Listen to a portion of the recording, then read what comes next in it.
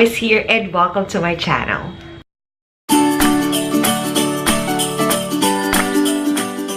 In today's video, I will be sharing with you kung paano ako magluto ng chicken adobo. FYI, at disclaimer lang, hindi po ako expert. Ito ay sarili kong luto. Maaaring katulad din ito ng pagluluto ng ibang cooks or ibang mga timbahay dyan, no? So, ito ay nakikita ko lamang. At masarap naman daw, sabi ng aking parents at ng kapatid ko. Huwag kayong mag-judge. So, kung gusto niyo ng simpleng preparation sa pagluto ng chicken adobo, please keep on watching. Ayan, ito yung mga ingredients para sa chicken adobo. Of course, we have the chicken here. I only have 6 pieces left from that time na nag-grocery ako. So, ito yung natira. Hindi ko na iluto. So, ayan, lutuin natin. Tapos, meron ako ditong suka at toyo. For the vinegar or suka, meron ako ditong 3 tablespoons ng suka.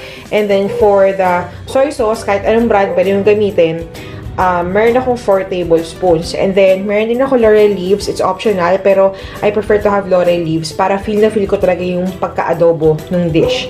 And then, baka nakataka kayo, ba't may kalamansi? We have kalamansi here para linisin yung chicken at patanggal yung lansa kahit papano. Yun ang turo sa amin ni Mama. And then, ito, this is my savior.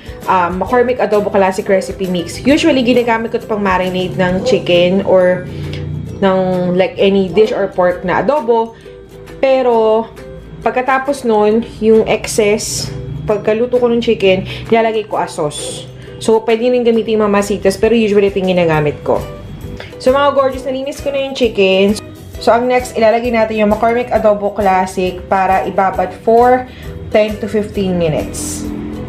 So, it's better if you dissolve this muna sa warm or hot water para matunaw talaga yung powder and then tsaka nyo ilagay doon sa chicken.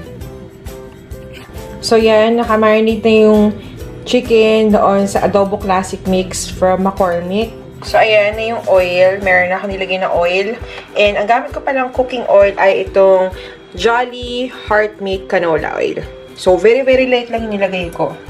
Ayan. So, maririnig nyo may parang wisik-wisik na ng konti. Tumatasik-tasik. So, ibig sabihin, umiinit na talaga yung mantika. So, nilagay ko na yung chicken, guys. Kasi mainit na yung mantika. So, ang gagawin ko, cover ko yan hanggang maging brown. So, pag medyo nag-brown yung other side, pero yun siyang balik na rin. So, ayun mga gorgeous, brown yung kabilang side. So, binigtad ko na yan. Yes, yung mga blood and all pa yan. But don't worry, kasi later din naman, maluluto yan. Kapag nilagay natin yung sauce, maluluto yung sa sariling mantika ng mga manok. Ganon.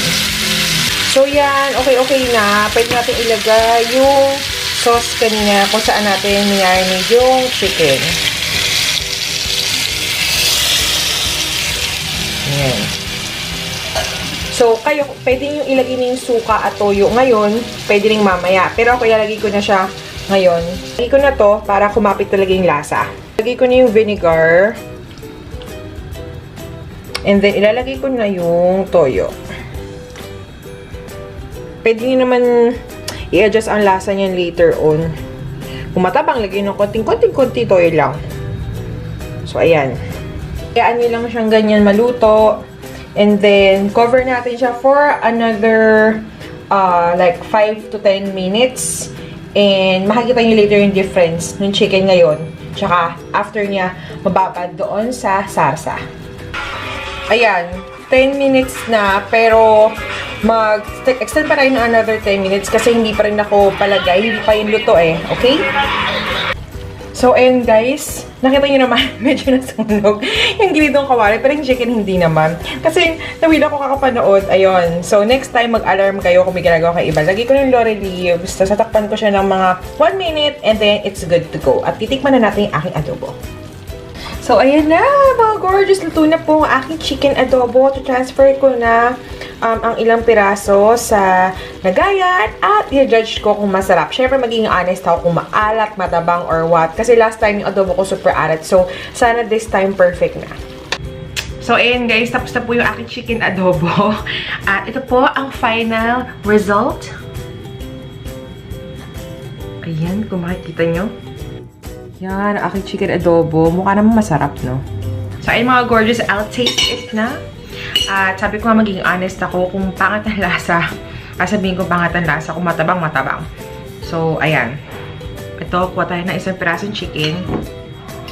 Ngayon, nasa sa inyo naman yung if gusto nyo na saucy or masarsa or medyo dry. Yung akin kasi medyo tatuyo. Nawila ko kapag ng YouTube. Yun.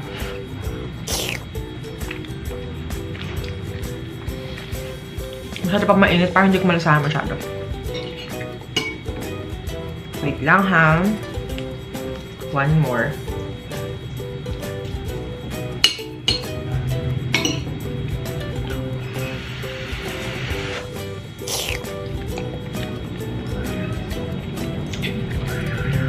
Ay, mas masarap yung luto ko ngayon kasi nung isang linggo. Last time, super alat at nilagyan ko pa talaga ng tubig. So, yung suka, yung toyo, yung suka, yung McCormick na sauce, or yung powder na minix ko sa water kanina, perfect na perfect lang. So, hindi ako nagbigay ng paminta kasi ayoko na masyadong paminta sa mga ganito. Ayun, kung hindi kayo busy, at gusto niyo magluto ng ganito, madalian lang, pwedeng i-try to at home. But again, I'm not an expert, pero sana na-enjoy na itong video na to. And if you did, please do not forget to like, share, and of course, subscribe to my channel. Thank you mga gorgeous for watching, and I will see you on my next video. Bye!